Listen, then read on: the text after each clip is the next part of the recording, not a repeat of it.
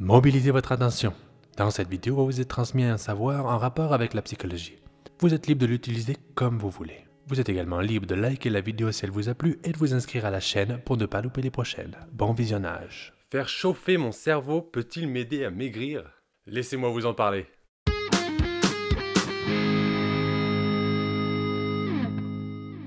Alors, bonjour. Qu'est-ce que veut dire ce titre? Est-ce que notre cerveau pourrait nous faire maigrir? Reste bien jusqu'à la fin, tu vas maigrir. Reste bien jusqu'à la fin, tu vas comprendre. En fait, j'ai eu cette idée de vidéo en regardant ce petit personnage. Si tu le connais pas, c'est le personnage de L dans Death Note et qui est très intelligent et qui résout des affaires très compliquées. Et comme tu peux le voir, il se nourrit exclusivement de sucreries. Mais pourquoi, me diras-tu?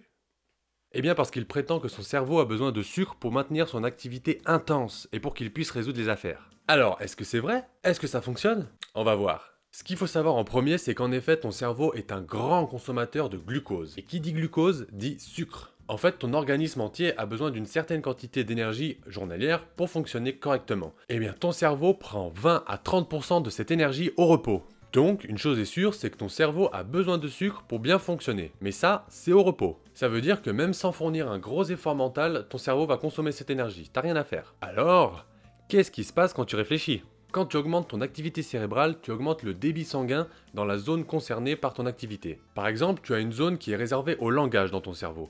Eh bien, quand tu parles, le débit sanguin augmente, les petites veines se dilatent et il y a plus de sang qui arrive en fait. Et comme c'est le sang qui transporte le sucre, ça apporte plus de sucre. C'est d'ailleurs grâce à ça qu'on arrive à avoir des images du fonctionnement du cerveau, mais ça on en parlera une autre fois, ça n'a rien à voir. Alors la question c'est, est-ce que l'activité cérébrale augmente assez la consommation d'énergie pour pouvoir maigrir? Est-ce que je perds mes grosses fesses en faisant des sudoku?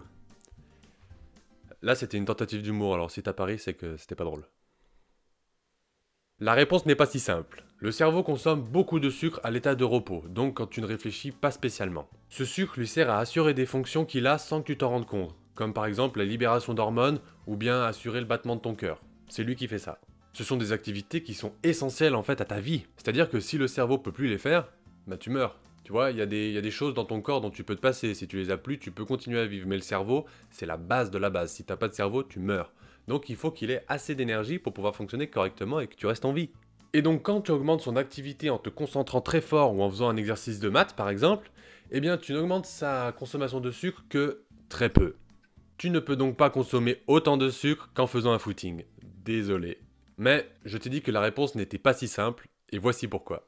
Il faut quand même que tu consommes du sucre pour avoir un bon fonctionnement cérébral. Il y a des chercheurs qui ont montré que des personnes qui étaient en manque de sucre avaient des moins bonnes performances que des personnes qui en consommaient normalement. En fait, elles arrivaient beaucoup moins à se concentrer et elles raisonnaient beaucoup moins bien. Et quand on faisait boire une boisson sucrée à ces personnes, eh bien leur performance augmentait. Donc le sucre, il a quand même eu un effet bénéfique. Alors est-ce qu'il faut consommer beaucoup de sucre comme notre petit personnage pour être sûr que notre cerveau reste au top? Non! Non! Certaines études ont montré qu'une trop grande consommation de sucre pouvait entraîner des diminutions de performance comme le manque de sucre, et notamment des baisses de performance en mémoire et en apprentissage. Donc même si on a besoin de sucre pour faire fonctionner notre cerveau, en consommer trop est mauvais. Sans parler du gros bide que tu vas te taper si tu manges trop de sucre. Il faut trouver le juste milieu qui nous convient, et c'est comme ça pour tout. L'excès n'est jamais bon.